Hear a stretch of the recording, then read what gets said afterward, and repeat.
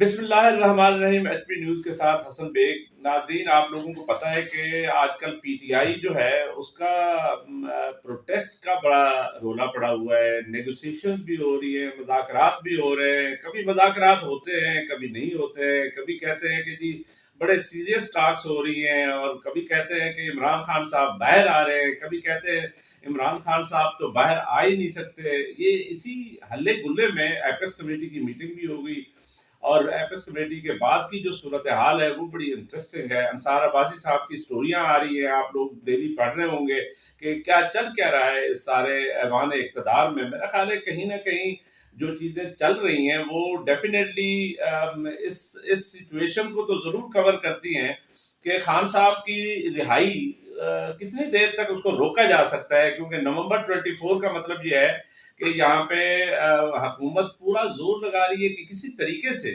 اس protest کو روکا جائے۔ وہ 8-10 دن کے لیے ریکویسٹیں کرتے پھر رہے ہیں کہ عمران خان صاحب جو ہے اس پروٹیسٹ کو آگے کر دیں۔ پہلے بھی انہوں نے ایک 22 اگست کا پروٹیسٹ آگے کیا تھا، 8 ستمبر کا جو جلسہ ہوا پھر اس پہ بھی وہی چیزیں تھیں جو پہلے جلسے کے لیے کہی جا رہی تھی۔ اس لیے خان صاحب اب ان پہ اعتبار نہیں کرتے۔ صرف ایک طریقہ تھا کہ گورنمنٹ اس کو یہ اسلام آباد ہائی کورٹ کے توشہ خانہ 2 میں جب رہائی ضمانت مل گئی تو اس کے بعد رہا کر دیتے، کیا فرق پڑ جانا تھا؟ وہ سارا پروٹیسٹ جو ہے وہ جشن میں ہو جاتا، اور جشن کے بعد ان کو کیا خطرہ تھا، ان کو کیا مسئلے مسائل تھے؟ خواجہ آصف صاحب سے لے کر رانا ثناء اللہ سے لے کر اور سارے لوگ جو ہے نا اس کام پہ لگے ہوئے ہیں۔ وہ ایک ہمارے انفارمیشن منسٹر صاحب ہیں، اللہ ان پہ رحم کرے، پتہ نہیں کیا کیا کہتے رہتے ہیں، بہرحال وہ اپنی جگہ پہ، لیکن حقیقت بات یہ ہے کہ ان سب کو ایک فکر لگی ہوئی ہے، اور وہ فکر یہ ہے کہ علی امین گنڈا پور صاحب جو مذاکرات کر رہے ہیں وہ بظاہر تو ایسے لگتا ہے کہ سطحی طور پہ کر رہے ہیں، لیکن سطحی نہیں ہے، وہ بڑے عرصے سے چلے ہوئے ہیں۔ 22 اگست سے میرا خیال ہے یہ مذاکرات چلے ہوئے ہیں۔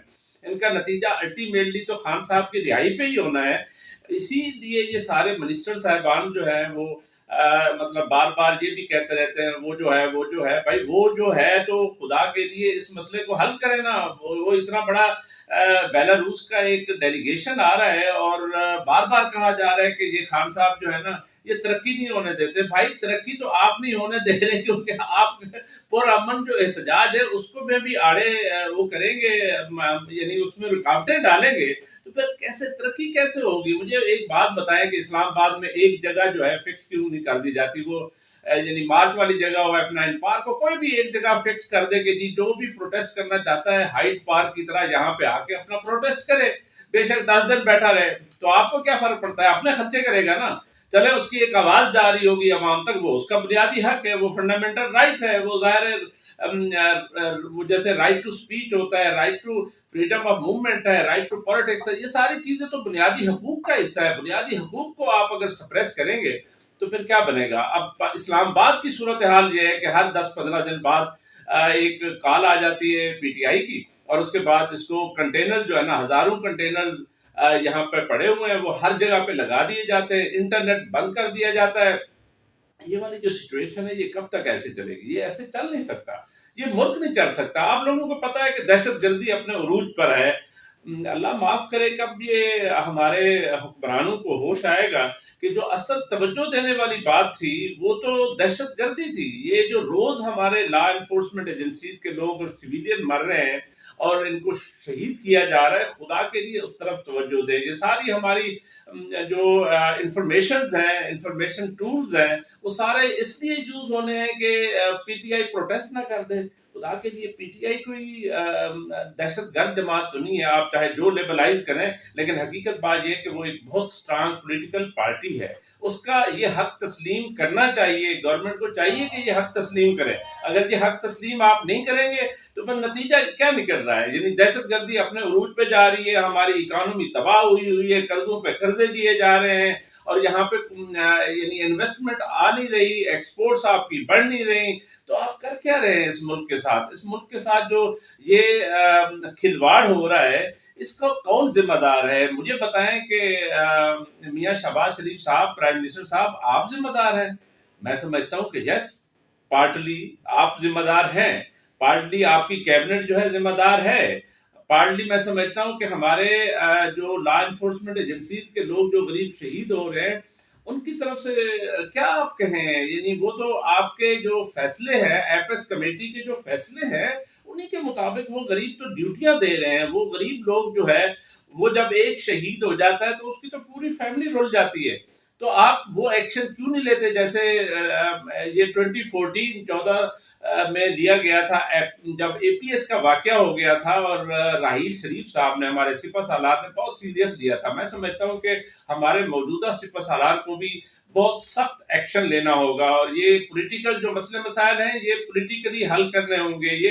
یہ پالیٹکس کو خدا کے لیے مکس نہ کریں دہشت گردی کے ساتھ. دہشت گردی ایک علیحدہ فنامنا ہے، اس کو علیحدہ طریقے سے ڈیل کریں.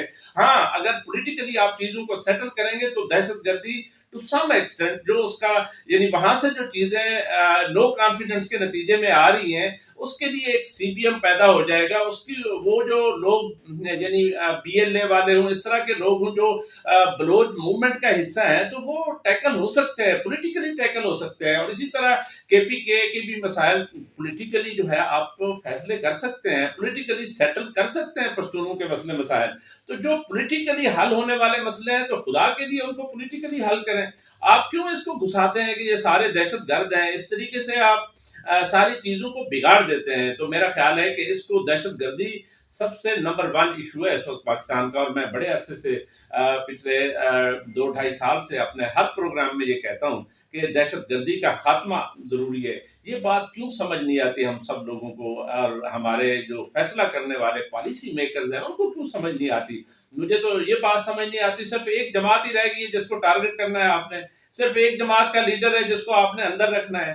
تو خدا کے لیے آپ بیٹھیں، سر جوڑ کے بیٹھنا چاہیے، کوئی ریکنسیلیشن کی طرف جائیں اور اس دہشت گردی کو ٹیکل کریں. اور یہ جو پولیٹیکل موومنٹس ہیں ان کو پولیٹیکل رہنے دیں. ان کو یہ جو سیاسی آزادی ہیں یہ ان کے فنڈامنٹل رائٹ کا حصہ ہیں، تو ان کو فنڈامنٹل رائٹ کے طور پہ لیں. اور اس کو یہ جس طریقے سے ہماری عدالتوں کا کھلواڑ کر دیا گیا ہے، تو اس طریقے سے تو کوئی چیز پنپنے والی نہیں ہے. اس طریقے سے تو آپ نے ایک اور ادارے کو تباہ کر دیا ہے. اس ادارے کی تباہی سے کیا نتیجہ نکلے گا؟ یعنی یہ جو پلرز آف دا اسٹیٹ ہیں، اگر ایک پلر آف دا اسٹیٹ کمزور ہو جائے گا تو اسٹیٹ ساری کمزور ہو جاتی ہے. آپ کو یہ بات کیوں سمجھ نہیں آتی؟ میں ہمیشہ مثال دیتا ہوں امریکہ کی. امریکہ میں 1789 میں تو 1789 میں اس نے انڈیپینڈنس دی، اور اس انڈیپینڈنس کے بعد انہوں نے ایک آئین لکھا 4000 لفظوں کا، اور وہ 4000 ورڈز کا کانسٹیٹیوشن آج بھی ٹھیک ہے، وہ ورک کرتا ہے. 9 ہیں ان کے سپریم کورٹ کے ججز، اور 35-37 کروڑ کا ملک ہے، اور وہ تو صحیح چل رہا ہے. وہاں پہ ریاستوں کو جو آزادیاں حاصل ہیں وہ بھی صحیح چل رہی ہیں. اس کے باوجود کہ وہاں پہ بہت کچھ ہوتا رہا ہے تاریخی طور پہ، سول وارز بھی ہوئی ہیں، لیکن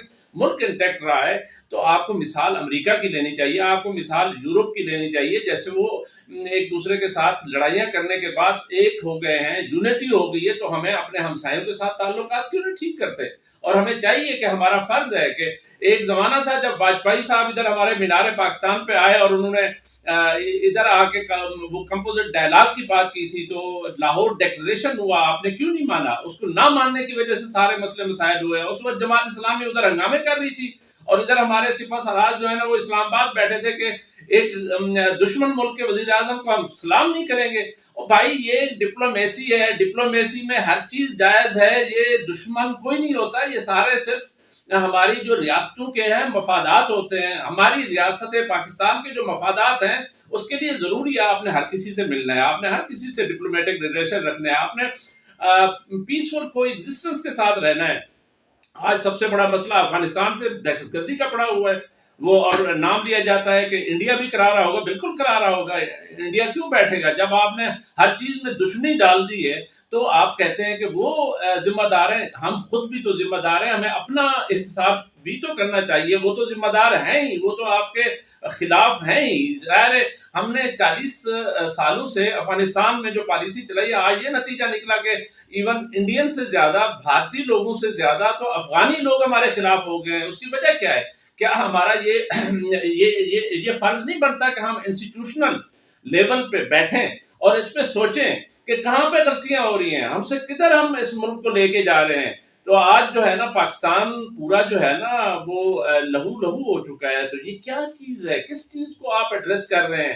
تو اس کے لیے آپ سب لوگوں کو، پولیٹیکل لوگوں سے لے کر اکانومی سے لے کر دہشت گردی تک، ساری چیزوں کو آپ کو ٹیکل کرنا ہوگا، اور کہیں نہ کہیں آپ کو اس چیز کا ضرور حساب لینا چاہیے. وہ کیا وہ نظم ہے کہ میرا دل لہو لہو ہے، میری جان لہو لہو، میں کسی کو کیا بتاؤں میرے ساتھ کیا ہوا ہے. بات یہ ہے کہ ہمارے ساتھ کیا ہوا ہے، یہ اب میں کس کو بتاؤں. تو میرا خیال ہے کہ آپ لوگوں کو یہ احساس ہونا چاہیے. پالیسی میکرز کے لیے کہہ رہا ہوں، پرائم منسٹر صاحب آپ کے لیے کہہ رہا ہوں، مقتدر حکومت کو کہہ رہا ہوں، تو خدا کے لیے بیٹھیں، سر جوڑ کے بیٹھیں اور مسئلے کو حل کریں. میرا پروگرام، میری ویڈیو اگر آپ کو پسند ہے تو لائک، شیئر یا سبسکرائب ضرور کیجیے گا. یہی آپ کی کنٹریبیوشن ہے. اگلے پروگرام تک حسن بے کو اجازت. اللہ حافظ.